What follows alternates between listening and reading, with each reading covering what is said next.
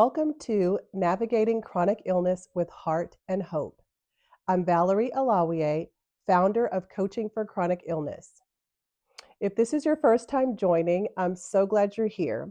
And if you've been following along, welcome back.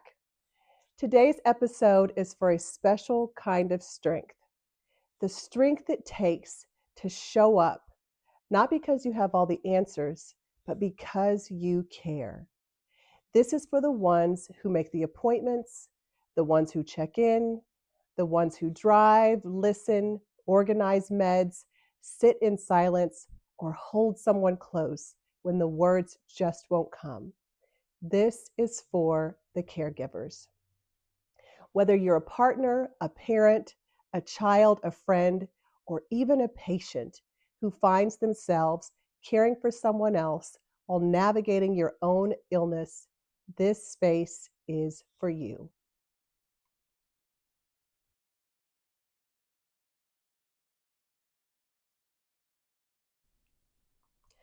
Caregiving is one of the most invisible forms of grief and strength.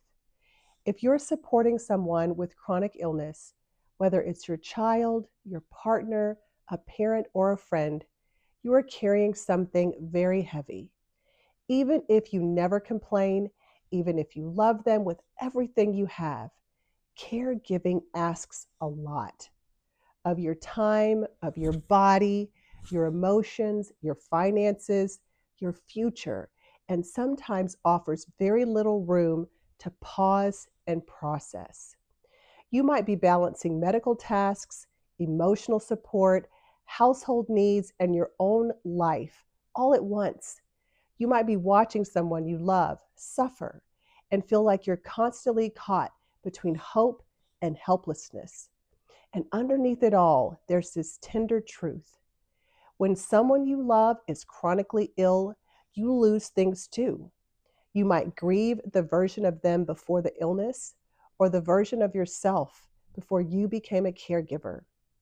Maybe it's the dreams you quietly shelved, the plans that changed, or the exhaustion that never quite lifts. You might feel invisible, exhausted, or unsure where your own needs fit in anymore. But here's the truth. Just because your grief is different doesn't mean it's less real. And just because you're not the one in the hospital bed doesn't mean that you don't need care too. That's why I created this week's Navigating Chronic Illness with Heart and Hope episode, just for you, to name your grief, to honor your courage, and to remind you that your story matters too.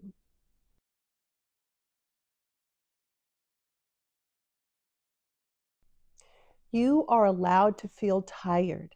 You're allowed to feel frustrated.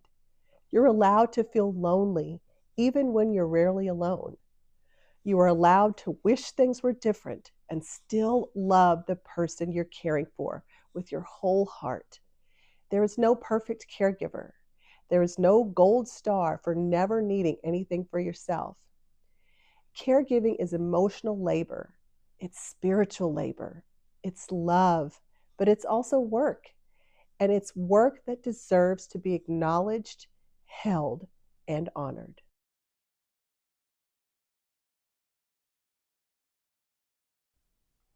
My dear mother lived with cancer for 2 years before she passed. She was once so full of energy, funny, sharp, creative, and radiant, and I watched her slowly fade. It was one of the most painful things I've ever experienced. And while my sister and niece handled the day-to-day caregiving, I traveled back and forth as often as I could to be present, to attend appointments, and to just help hold space.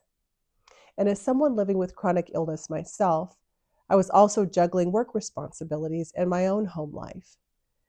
The tension between wanting to be fully there for my mom and needing to take care of my own health was constant. And even now, I sometimes feel like I didn't do enough. But I am grateful for the time we had and for the small moments, for the ordinary days that suddenly meant everything. I share this not because my experience is unique, but because I know many of you are walking a similar path. And I want you to hear this. Your love is seen. Your presence matters. Even if you couldn't do everything, even if it still aches.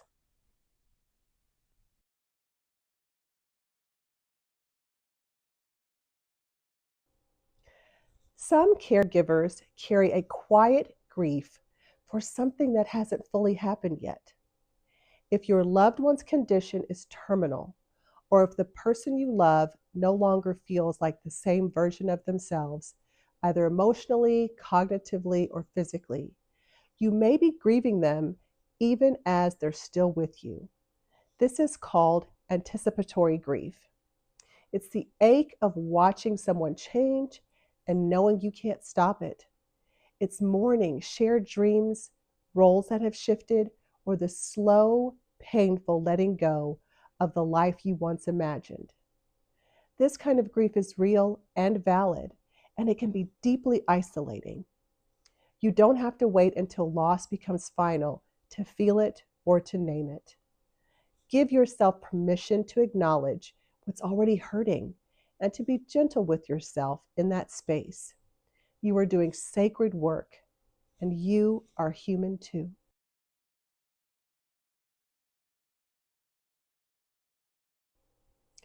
Part of what makes this so hard is the way we minimize it.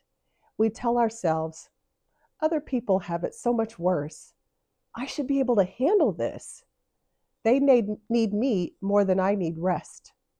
But the truth is, you can't pour from an empty cup, and you shouldn't have to. This isn't about being selfish. It's about being sustainable. The best support you can give comes from a place of grounding, not depletion. So today, I want to invite you to take a breath,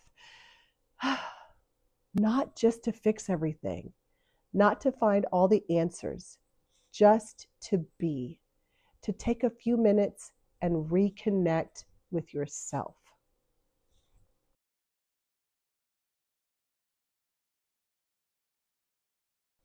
To help you reconnect with yourself, I've created a simple journaling companion just for caregivers to provide gentle encouragement and a few reflection prompts you can use just for you, because you deserve the space to be more than just the strong one. You're allowed to need support too. It's just 5 prompts, nothing overwhelming, just space to hear yourself again. So let's quickly walk through the 5 prompts. Prompt number 1. What do I wish someone would ask me? Think about it. When was the last time someone asked how you were doing without making it about someone else? What question would feel like a breath of fresh air today? Prompt number 2. What am I grieving in this season? This might be the loss of time or spontaneity or the role you used to play. It might be the future you once imagined. Whatever it is, write it down. You don't need permission to feel it. Prompt number 3. Where do I need support, and how can I ask for it with gentleness? You don't have to carry everything. Who could walk with you even in one small way? What would it look like to ask for help, not from a place of desperation, but from a place of self-respect? Prompt number 4. What do I miss about myself, and how might I reconnect with that part of me? Who were you before caregiving became central? What brings you joy, rest, or a sense of wholeness? How might you take a small step toward that version of yourself again? And prompt number 5. What's one small way I can show myself kindness today? Think small. Maybe it's a cup of tea, or a shower with music on, or a moment to exhale without guilt. It's not about indulgence, it's maintenance. You deserve kindness and compassion too. Of these 5 prompts, take what you need. Use them in the quiet moments or whenever you need to remember that you matter too. Download your free journaling companion for caregivers at https://coaching-for-chronic-illness.kit.com/caring-what-you-can. Caring for someone through chronic illness is an act of sacred love. But you are not just a helper. You are a human being, and your story matters too. So today, let this be your gentle reminder. You don't have to be everything to everyone. You are allowed to be soft and strong, weary and still worthy of joy. You can carry love and limits at the same time. Thank you so much for being here, for showing up again and again, and thank you for everything you do. I will see you in the next episode of Navigating Chronic Illness with Heart and Hope. Until then, take care of your heart, just like you take care of others. Want to learn more? Subscribe to my newsletter for ongoing reflections, free tools, and notification of new episodes of Navigating Chronic Illness with Heart and Hope with Valerie Alawiye, my video series on grief, illness, and gentle healing. Or visit us on our website at coachingforchronicillness.com to explore options to receive more support.